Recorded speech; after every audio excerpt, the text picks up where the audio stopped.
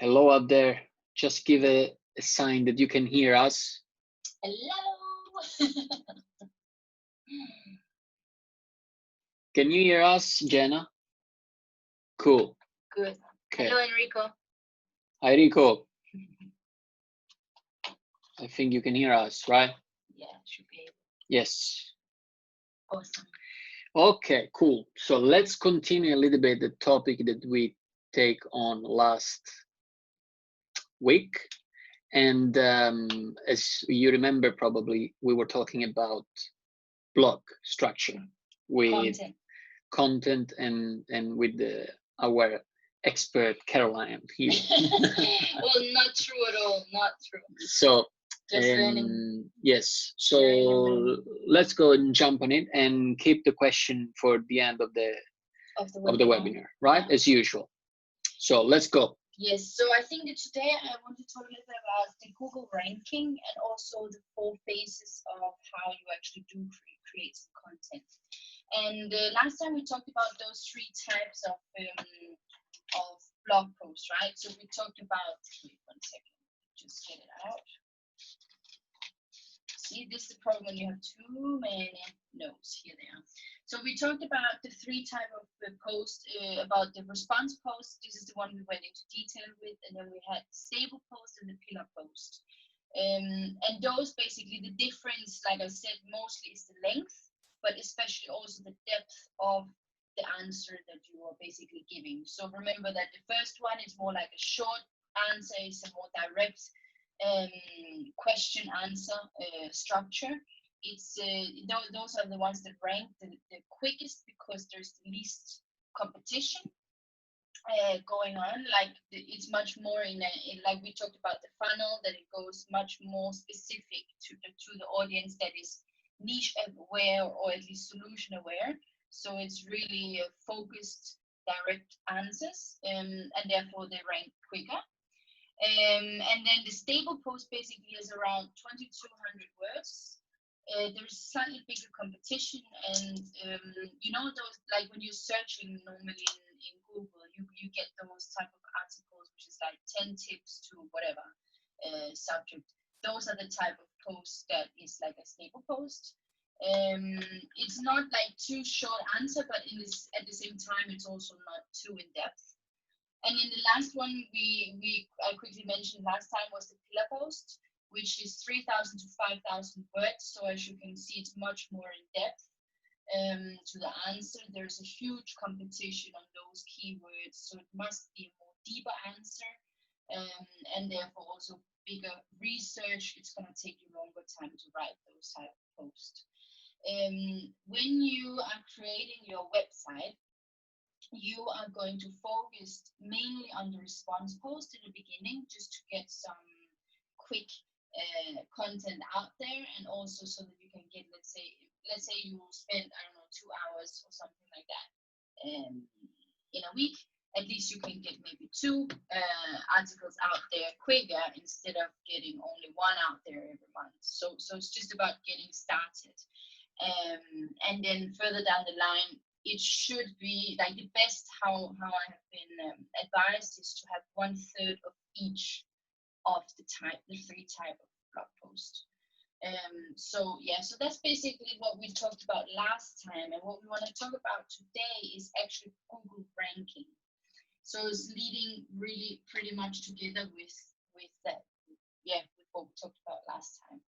So nobody really knows how Google ranks and how they choose.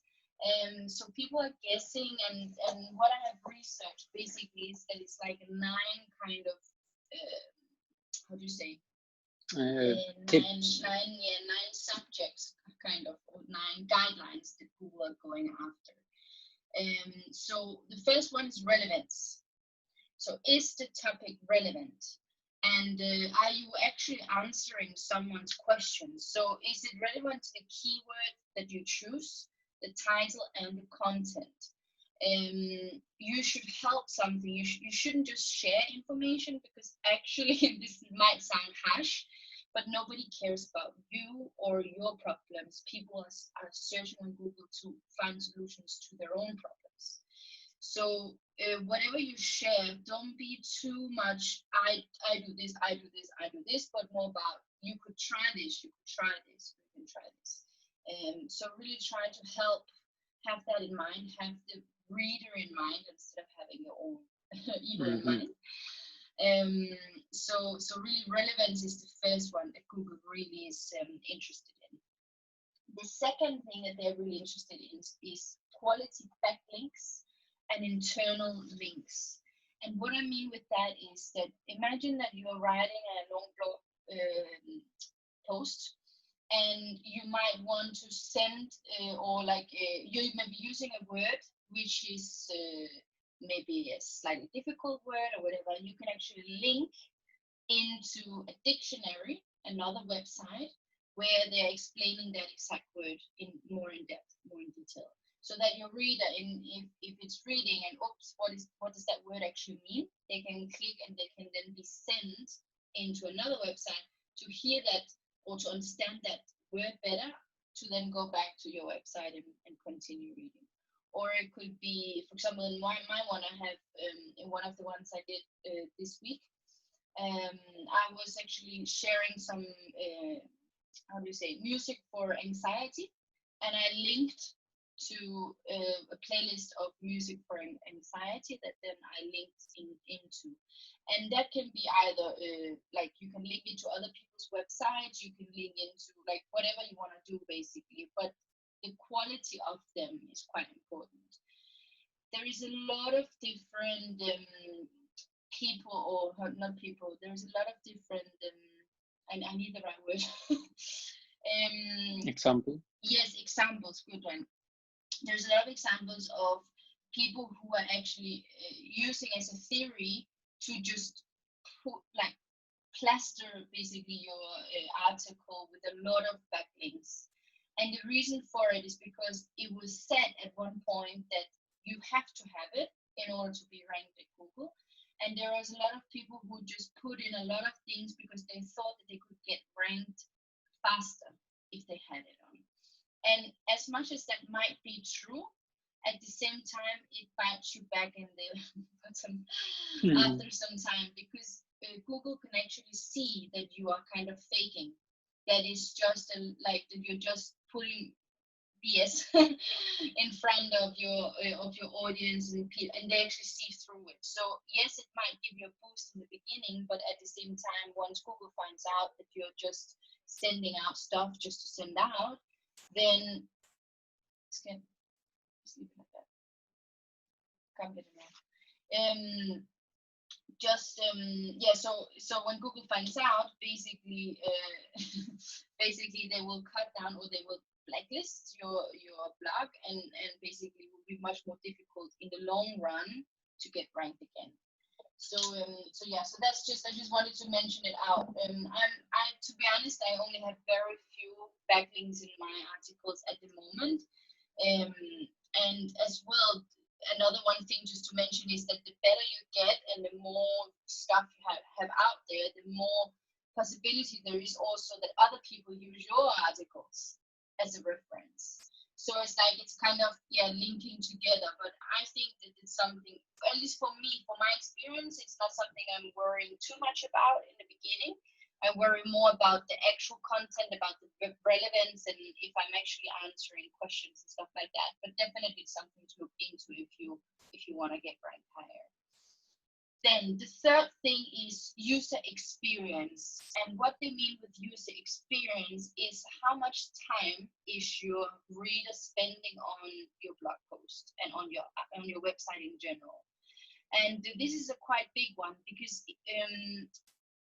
bounce rates, like if people just click in and then immediately bounce out again, basically Google knows that, okay, there's nothing to our users are not happy to actually visit this website. So this is quite important, that actually once you get the click, once people actually find your website and find your article, how to actually keep them there. And how to keep them, of course, is visual things. So can be a video, can be pictures, can be, of course, the article itself. So there must be like that's also why the length is quite important, especially in the bigger keywords that is actually lengthy, because if it's not lengthy, you read through one paragraph so quickly and they go out again. Whereas actually if you have, they have to scroll down, maybe they have to click into another interlinks, or even can even be your own, right? So imagine that you have an article, a blog post, and then you link into your YouTube channel. They even go into that, and then maybe from your YouTube channel they go in and purchase something further down the line. So you can really structure the funnel and the customer journey basically how you want it. So user experience, very important. Then the fourth thing, I'm going just through it, so in case you have questions or anything, please just write it down and ask about it later. So fourth one is what they call EAT, E-A-T, and the E is for expertise. The A is for a word that I cannot pronounce pretty well, but I will try. Authoritativeness. Authoritativeness. Basically means authority. And then the T is trustworthiness. And these actually there's a more study about this. I have to go more through it and more into depth about these three words, but it's something that Google basically uses also how to rank and how to check your website. So I will come back with that one once I know more about this one, but definitely expertise. Well, what is your expertise? What do you know about? Like, what is something in, like, I know in Gina's, for example, in your case, like as an actress, like you have such an expertise within that. In my case, it's about dancing. I have decades of dancing, so I know something about dancing, and that's why that's the expertise. Authority and of course trustworthiness. So you need to know what you're talking about. So definitely. How do you say, experience as well goes a lot into that. Then the fifth one is use of images. It goes without saying. I said it also earlier. Really use the visual factor. Two weeks ago we were talking about this a lot when we were talking about how to make video content, right? So how people actually are learning, right? We have the three different type of people, how they learn better. The reading, the body language, and the visual, especially the visual one when you are not in a video, is very, very important. Mm-hmm. Outbound links, same thing with the linking. Then we have content H, and this is quite important actually, because you need to, now starting out, it's not going to be an issue because you're just going to write stuff immediately. But once you are further down the line, let's say half a year, it's really a good idea to actually go back and recheck what you wrote half a year ago and just readjust it, because we know we live in an instant world and things change constantly and content gets outdated. So it's actually a really good idea to keep your content up to date. And just go back, just rewrite it, readjust it. Can be change of a picture, can be change of some dates, can be change of whatever, or adding or adjusting. Can be even minor things, but just the fact that it's updated like every half year is a good thing to do.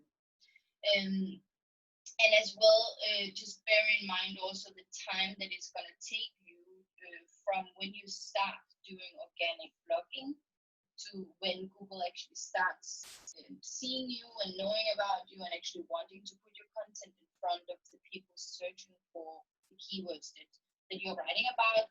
It's going to take time. So really, this is the patient game that we are entering here. Okay, so the last two things that Google is using to rank is the social signals. So basically, is it shareable in the social platforms? They want their readers to engage with the content that you're writing. So if you can have like you can create, actually it's very easy, you just add it on in the bottom or wherever you want in your blog post, the social links, so that when they click there, immediately they can share it in their profiles in whatever social platform that they're choosing. So that's just a good advice to do that, so that people easily can share your stuff, and that, you know, it's just in general more getting in front of a bigger audience like that. And then the ninth thing is the site structure. And the site structure just means, is it readable? Is it easy to look at? You know, there's nothing worse than when you come into a website, first of all, that is slow to load. So the loading speed is quite important, but also more important is when you get in, is it just a big mess and you can't find out anything and people bounce off? Or is it readable? Is it set up in a nice way? Structure we talked about last time as well, especially in the response post. And then as well, when you come into the blog post, can they actually go into your website? So I have, at least personally, I kept my menu at the at the top of the page, and then downstairs is like down of that, not downstairs, but down of that, there is the blog post itself. So that's just how I kept it, and especially because I want that once people are into one blog post, they can actually maybe check out the other blog posts that I have written. Instead of that, you only have a blank page without the menu there, and you just have the blog post. Basically, it's just fewer things for the reader to check out. Basically, once they stick it in. So an expanded menu. Yeah. Yeah. Oh. So those are the things that that Google are checking in order to rank, and there might be other things, I'm not sure. Nobody really knows because they're quite secretive about how they actually rank their stuff. Yeah, and at the end of the day, is an algorithm, it's a machine. Yeah. So it's not human, it's not controlled by human. So they give parameter and guidelines, but there's never a secret of 100% success. And so the most important thing is your intent. Have a good intent, put out there content that can really help other people move forward in their struggle, or in their wherever it is that you are going to do, but be there for them and trying to give them the best value possible in relation to what you know up to date. That's the goal number one. In the long run, if you are in the game for the long run, time will tell. I think that's actually the best advice that we can give you, is just be authentic and be there for people, not for your own sake. So really just just see it as a present. So write down something that you really you feel that this can help. Look at it like as if you're writing to your friend. Yeah. So if your friend needs help, what would I do to help? You know, you would always help your friends, right? So how can I help this person that actually you don't know who is? Doesn't matter who it is, but just give it out there and leave it out there as your present. Instead of being more ego, I want to be ranked, whatever, but really just try to have result that. will come. It's a matter of time and consistent, massive action, and result will be out there. Time flies, so it's important that you set goals on a monthly basis. What do you want to achieve this month? How many blog posts I want to post and write? So this in a come si dice, bit of high, come si dice? In a blink of an eye. In a blink of an eye, you will be down the road 2 years, and you will see how massive you have moved forward. So it's really, really important to keep structure monthly, weekly, and then you will see 2 years pass by in flying, and you say, wow, look at this massive content and action. And slowly you start again, look at those results. So this is much better to do like that than to put a goal in your mind to write every day or whatever, and you just know that you can't keep it up in your everyday life. You might be able to do it for 1 week or 2 weeks, but then suddenly you stop, and that's the problem. Because it's the consistency, especially when we're talking about organic ranking. Really, it's the consistency which is the key. Absolutely. So and usually, can I go and take it from here? Usually, one thing that stops people is that expectation of receiving fast and quick result. So you want to see that things that you have been doing, it's rewarding right now. Because why? We are used to be as a human being, basically, to get something in exchange when we do something. So I go for work. What do? I give my time. I get my money back. So if when I was young, I would like to ask for a chocolate. Okay, give me a kiss so I can give you a chocolate. And then you exchange. You're always trying to exchange to get something back. So it's in our nature, and as a human being, we react like this. But it's not the fact that we should do this in a digital business. It's a long-term gain, and it's about giving value the most. The result will definitely come down the road. And there is not a specific date that will come, but it will come. I can guarantee you that, because it has been studied and it's been working, has given us a result, has given other people result. So it is working. And so play, let's say, with your expectation not too high, too soon, but give yourself realistic goals that they are achievable. And if you find out that in your time you have got, maybe in 1 week, you simply have got 4 hours available for you to write content on your blog, for example. If you know that your blog, between researching, between search on picture, between posting and so on, the process will take you about 8 hours, then you write 1 post every 2 weeks. It's not matter of a run. It's not matter of a sprint. It's matter of take action, put out their content, and move closer to your goal. But keep moving. That's what is important. Yeah? So guys, any question before I move forward? Yeah, go, Jana, just unmute yourself, no problem. I have only 2 questions, guys. Yes. Is there any website where you take the pictures from, like free pictures, or you're using your own pictures? No, there is plenty of them. And one I use, it's called Pexels, if I'm not wrong. Pexels. Pixels. Pixels, let me check. You said pixels. Pixels, yeah. Yeah. Pexels. Perfect. .com. Yes, and if you Google it as well, you might find like plenty of stock image free, for example. I just actually want to add something to that one. So when I'm writing mine one, actually I just use the one inside WordPress. So they also have free stock images. So if you're having WordPress where you build your website, do you have that? Yeah. Yeah. So when you write that, then actually when you want to add on a picture, there's a lot of free. Actually, maybe can I show? Yeah, sure.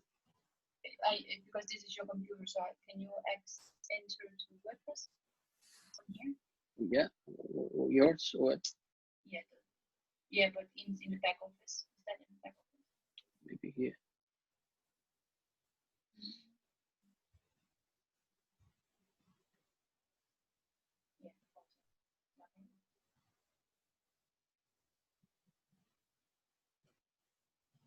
Just 1 second, I'm just logging in.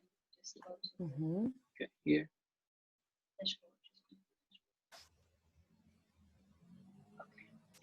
Share the screen.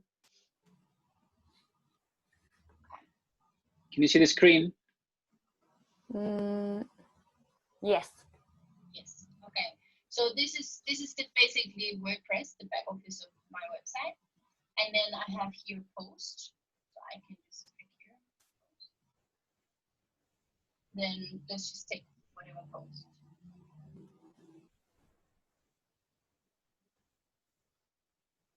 Okay. I use Elementor as a builder for my website. I think that's very easy one to use. So I really recommend this one. Drag and drop. Yeah. So then basically what I do is that, for example, here I just said plus. Now you see there's this place. I take the image one, drag it. I click here, choose image, and then you can see here free images from Pixabay. So this is even another. Yes, Okay. and I can just whatever man, I search, and then it comes up a lot of different ones. So then I can just take a one. Let's just say I want this one. Yes, and then if I just move 1 second, I put save and insert. Now it's downloading, and there you go. It's already there on my website. See that? Perfect. So that's really, really easy. And here, over here, of course, you can adjust the size. You can do whatever you want to do, yeah? So you can do different things. But basically, there's a lot of free pictures there, which is easy to take immediately. And there's a lot. Perfect. Thank you, guys. You're welcome. Most welcome. What about the other question? Or did I answer already too? Yeah, that's all I have as questions. That's all. Okay, cool. Okay, awesome. So guys, what I wanted to share beside what you talk about is something that I discovered that is very important in our life in general, and this celebrating wins, whether if it's tiny or if it's medium or if it's a large wins, but we got to celebrate. And the reason for, because more wins we celebrate, the more wins we attract. Sounds very abstract, but it is working. And the fact is because I've been living myself life by believing that life is hard, we should suffer, we should work harder and harder and harder, and every little tiny success we had was we were not allowed to celebrate because it was too small of achievement. We are aiming for big, right? So we actually keep looking at these things far away and see it as an infinite game, and we never get ourselves in the now, seeing that small win that let us progress towards that ending goal. And also constantly creating new goals, right? Even if we did actually accomplish a big goal, it was just, oh, it's fine, next one.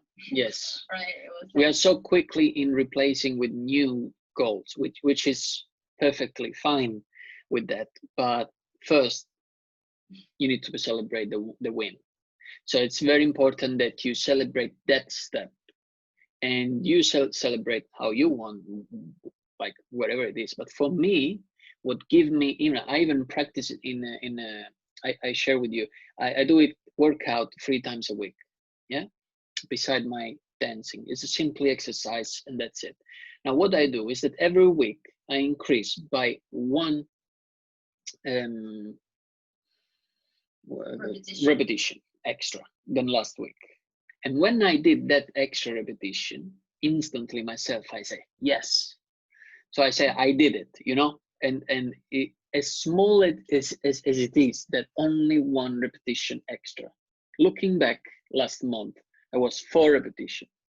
Looking back the previous month was 8 repetition. Then you come down the 6 month, you say, oh my God, here I became like Superman, So you start to see that you really take the progress and the consistency. It is action and progress and celebration. So the more you combine those things, the more you attract the things that you really want. In general, in life, it can be applied in any path. I mean, for me, there is no limit into this, right? So. Yeah, for sure. I think it's about actually feeding your brain with what do you want more in life. So in general, like, we are a lot into visualization, meditation, stuff like that, which we were never about before, but we started implementing quite a lot in our life. And it really does make a huge difference to the quality and actually to what comes, across. Like, you start seeing stuff, start seeing opportunities, you start seeing things, and things comes to you, and you can't explain it, but it's actually not the world change or your situation change. It's just you who who opened up your mind to actually see in different Yeah, areas, absolutely. different things, And it yeah, really does make a big difference. Instead of being critical, of course we're still super critical, and we're still super like goal orientated and structured and stuff to move forward. But it really does make a difference when you start acknowledging yourself and saying to yourself, well, this was actually good, like I did well done, you know. And you say to yourself, yes, I want more of that, you know, because you create a state and you create a feeling of feeling very good within yourself and very happy with what you've accomplished. And that's why then automatically this is you're hungry for that feeling again and that feeling again and that feeling again, instead of saying to yourself, oh, I didn't do that, or I didn't do that, and that's not good enough, and that's not good enough. You constantly only see negative things around you instead of opposite. And the more you see them, the more you attract them, also negative. How powerful is that? I still remember like I don't know if you have ever experienced, but when you are doing something that you always saying to yourself, yeah, I knew this would happen, always happened to me, I know that things is whatever, always happen to me, why on earth is happening to me? And then you strongly believe that at some point you, without knowing, you attract those things and you focus on those things, like I'm always late, why I always lose the train, why I'm always, you know, and you start to see these things happening more and more and more, and you look like there is no way out. So it's important that you start to approach yourself different, look at yourself, what you are surrounded by and grateful for.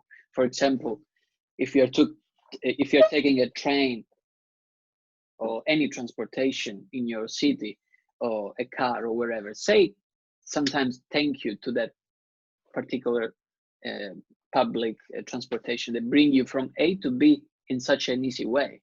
You just sit down and move from A to B, and you can stay on your phone. You can listen to audio. You can read book and whatever. Like, be grateful for those things that you feel that they are already part of your life, but you don't pay so much attention to it. But you are grateful for. The more you're grateful for, the more you start to attract those type of experience and those type of feelings around you. So it's very important to get it. The more you feel happier in the now, also, I think. The best. And beside all of this, we are in a game of business, right? So everything starts in your mind. Business is something that everyone can start, but there's people who make it happen and succeeded, and people who doesn't. And behind the success, there is always a great mindset. I thought you were saying behind success there's always